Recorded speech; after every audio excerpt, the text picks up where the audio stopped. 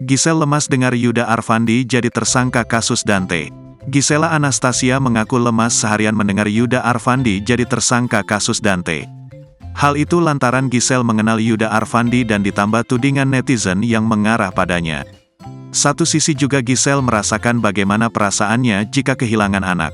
Namun ibunda Gempi itu juga tak mengelak dukungannya kepada tersangka Yuda Arfandi. Sempat lemas seharian, karena kebayang gimana rasa dukanya. Kebetulan juga aku masih kenal pula sama yang jagain terakhir, Yuda Arfandi, ujar Gisela Anastasia. Mantan istri Gading Marten itu mengatakan bahwa dirinya memang berhati-hati dalam memberi komentar. Menurut Gisel, dirinya sebagai manusia memiliki kemampuan terbatas. Kemudian, Gisel memandang bahwa masyarakat tidak bisa menghakimi perkara tersebut begitu saja. Karena menurutnya masyarakat hanya mengetahui segelintir bukti terkait kasus tersebut. Ibu satu anak ini menambahkan bahwa dirinya tak mau menghakimi Yuda Arfandi atas kasusnya yang kini sedang hangat diperbincangkan publik.